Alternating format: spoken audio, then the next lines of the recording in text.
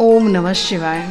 आज भी हमारे गांव में जंगल के बीच ऐसे ऐसे देवस्थान हैं जो अद्भुत अतुलनीय तो हैं ही, उसके साथ साथ रहस्यों से भरे हुए हैं। यहाँ तक हर कोई नहीं पहुँच पाता है और वह रहस्यों से भरा देव मंदिर ऐसे ही लुप्त हो जाता है।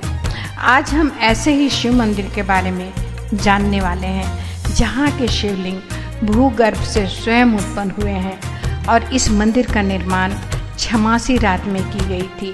पूरा मंदिर एक ही पत्थर से बना है और अभी भी इस मंदिर का गुम्बद आधा है।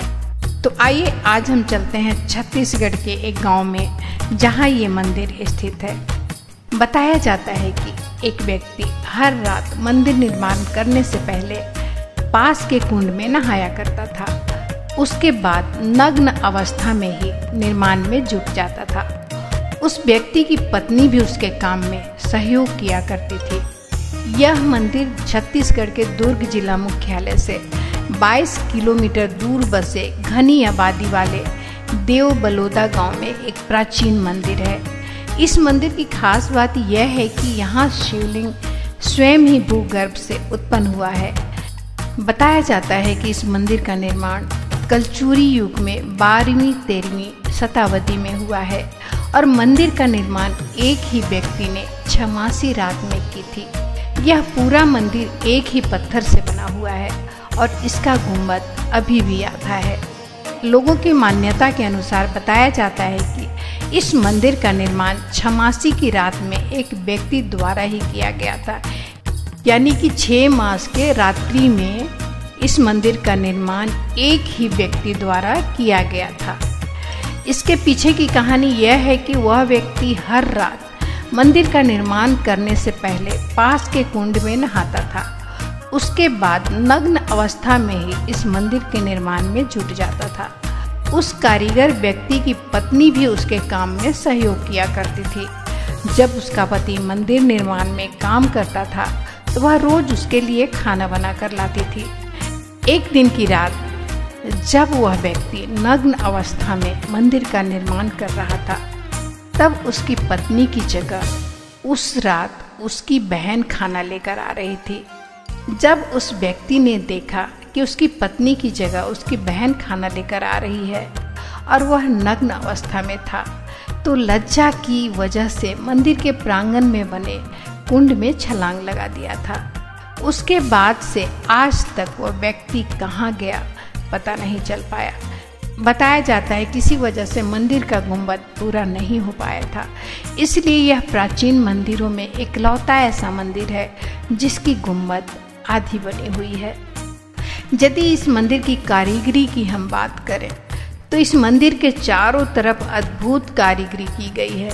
मंदिर के चारों तरफ देवी देवताओं के प्रतिबिंब बनाए गए हैं, जिसे देखकर ऐसा लगता है कि 12वीं-13वीं शताब्दी के बीच लोग कैसे रहते थे।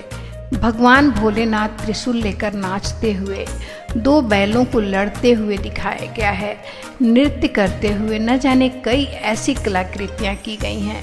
इसे देखकर लगता है कि उस समय जब लोग यहाँ रहते थे, यह सब चीज़ें यहाँ होती थीं। और जिस कुंड में उसने छलांग लगाई थी, उस कुंड की यदि हम बात करें, मंदिर के प्रांगण के अंदर एक कुंड बना हुआ है। बताया जाता है कि इस कुंड का पानी कोई मौसम में नहीं सूखता है। जाड़ा, गर्मी, बरसात, हर मौसम में यह कुंड पानी से भरा रहता है और आज तक कोई पता नहीं लगा पाया कि यहाँ पानी कहाँ से आता है और इसका स्रोत कहाँ है।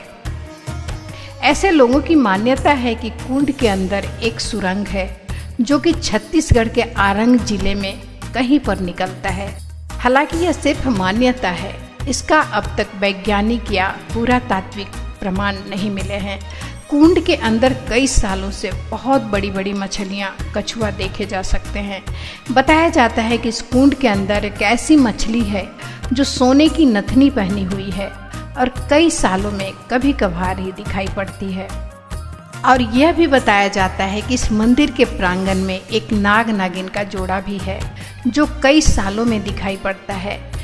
कई बार तो लोग इन्हें भोलेनाथ के शिवलिंग में लिपटे हुए भी देख चुके हैं। लोगों का मानना है कि आज भी नाग नागिन का जोड़ा इस मंदिर में विचरण करते हैं। हालांकि अब तक यह नाग नागिन के जोड़े से कभी किसी को कोई नुकसान नहीं पहुंचा है। हर साल महाशिवरात्रि के दिन यहाँ विशाल मेला लगता है। इस मेले को देव बलोदा का मेला भी कहा जाता है। दरअसल उस दिन भगवान भोलेनाथ की पूजा करने के लिए दूर दूर से श्रद्धालु अपनी मनोकामना लेकर आते हैं और रात से ही भगवान भोलेनाथ के शिवलिंग की पूजा करने के लिए कतार में खड़े होते हैं। यह मेला 2 दिनों तक चलता है। पूरे गांव में मेला लगने से गांव की रौनक बनी रहती है। तो आज हमने छत्तीसगढ़ के देव बलोदा गांव में स्थित अधूरे शिव मंदिर के बारे में जाना। वीडियो अच्छा लगा हो तो लाइक का बटन जरूर दबा दीजिएगा और अभी तक आपने हमारे चैनल को सब्सक्राइब नहीं किया है तो प्लीज़ इसे सब्सक्राइब कर लीजिएगा। तो अगली बार किसी और रहस्य के साथ मिलते हैं। तो एक बार प्रेम से बोल दीजिए हर हर महादेव।